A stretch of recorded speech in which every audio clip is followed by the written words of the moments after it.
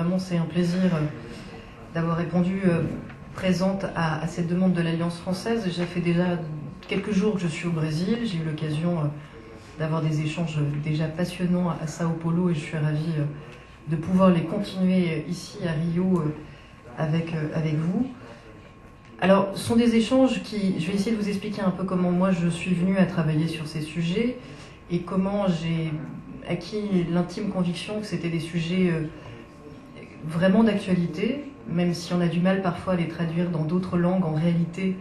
malgré la différence des chemins qui nous amènent à se poser certaines questions, que ce soit sur la question du multiculturalisme ou sur les questions de religion, en fait, on se pose à peu près, dans en tout cas tous les pays que j'ai eu l'occasion, et ils sont assez nombreux, où j'ai eu l'occasion d'avoir ces débats, et on se pose quand même tous souvent un peu les mêmes questions, pas dans la même ampleur, pas forcément à partir ni des mêmes minorités, ni des mêmes religions, mais le fond de la philosophie politique après laquelle on court, ou en tout cas où on a envie de croiser nos regards, est quelque chose que je retrouve à chaque fois dans beaucoup de pays. Et personnellement, je suis venue à travailler sur ces sujets, c'est-à-dire à la fois la question de la lutte contre les discriminations et du modèle de philosophie politique permettant à des minorités et de vivre sans être écrasées par une majorité, d'un côté, et de l'autre, j'ai maintenant une dizaine d'années de travaux et d'enquêtes sur les questions d'intégrisme religieux. Alors je vais peut-être commencer par vous dire qu'est-ce que j'entends par intégrisme, parce que c'est un terme qui, en soi,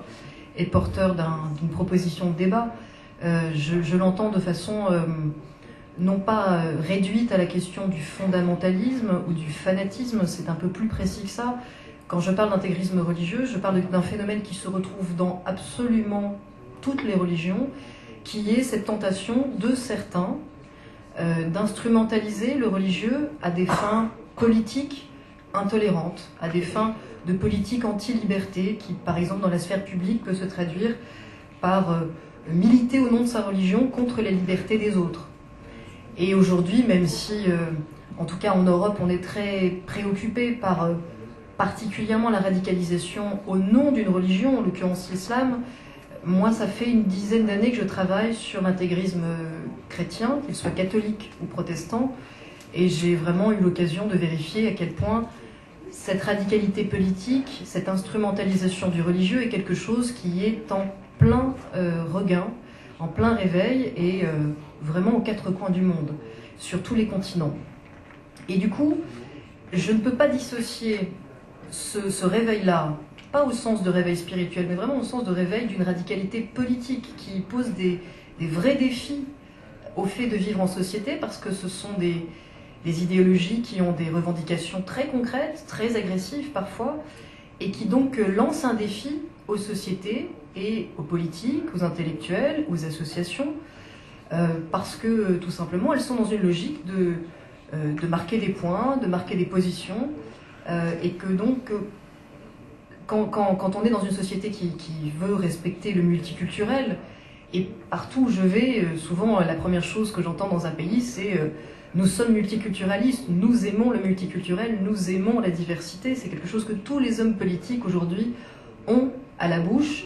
Et c'est évidemment très, très sympathique, parce que on peut se dire que par rapport à il y a quelques années, on a fait d'immenses progrès. On est enfin passé à l'époque où on n'en est pas à chercher la supériorité d'une culture sur une autre. On a normalement tourné un peu cette page.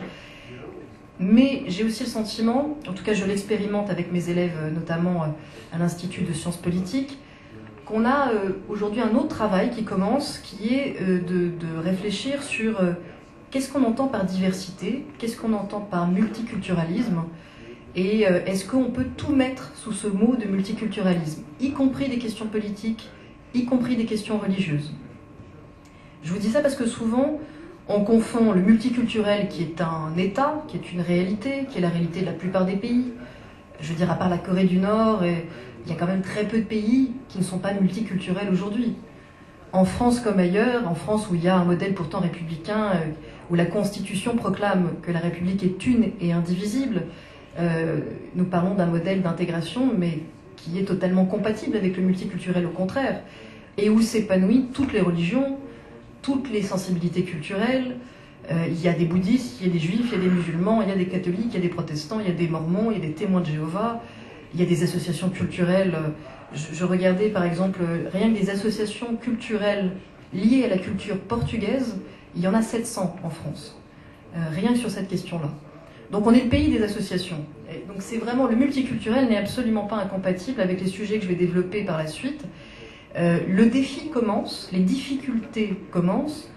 lorsque nous ne sommes plus en train de parler d'une simple diversité culturelle ou de groupes minoritaires qui revendiquent le droit au respect de leur culture et même à l'accès à l'égalité, puisque ça c'est totalement positif. La revendication de l'égalité va dans le sens de l'universel, va dans le sens de la République. La difficulté commence lorsque des groupes intégristes, donc idéologiques et politiques, qui ont un projet de société très liberticide, anti-liberté, essaient de profiter des failles du multiculturalisme ou d'une certaine naïveté pour avancer leurs revendications. Et demandent à ce que leurs revendications, par exemple, pour vous donner des exemples très concrets sur lesquels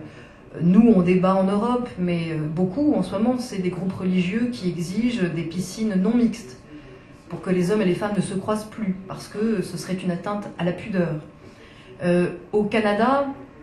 où il y a une inflation de demandes de ce type, et où il y a vraiment deux visions qui s'affrontent dans un pays comme le Canada, parce que vous le savez, il y a une partie qui est francophone, et qui est donc beaucoup plus tournée vers le modèle républicain et laïque français, et il y a une partie qui est beaucoup plus anglophone, et qui est tournée vers le modèle de laïcité à l'américaine. Et ce sont un peu de ces deux modèles que j'aimerais discuter avant d'ouvrir la discussion avec vous sur le Brésil, parce que ça me paraît être, sans être des modèles totalement figés et que l'on peut absolument caricaturer, mais au moins essayer de voir en quoi ces deux approches sur ces questions, celle du multiculturalisme et celle de la laïcité, constituent aujourd'hui quasiment des choix philosophiques qui sont sur la table. Et au Canada, c'est vraiment frappant, puisque dans le même pays, dans la même nation, il y a ces deux options. Et pour vous donner des exemples concrets, il y a des cas où, par exemple, quand au Québec, donc dans la partie francophone, une religion qui est celle des Sikhs, demande des exceptions à la loi, demande à ce que, par exemple, ils puissent conduire des mobylettes sans casque pour pouvoir porter le turban, alors que le casque est obligatoire pour tous. Eh bien, la Cour suprême du côté francophone estime que c'est une dérogation à l'égalité devant les devoirs de chacun et des citoyens qui n'est pas acceptable. Le casque est obligatoire pour tous, et c'est pas parce qu'on a une religion plutôt qu'une autre qu'on doit avoir des dérogations. Ça, c'est la vision laïque de la Cour suprême québécoise. Mais ces arrêts sont généralement aujourd'hui cassés, annulés, par la Cour suprême fédérale, qui est, elle, d'inspiration anglo-saxonne, qui applique une constitution basée sur le multiculturalisme et qui estime que la liberté de religion passe avant tout le reste, passe avant ses devoirs de citoyen. Et donc, si on est sikh, on a le droit de conduire sans casque. Si on est amérindien, on a le droit de fumer des substances hallucinogènes parce que c'est dans sa tradition.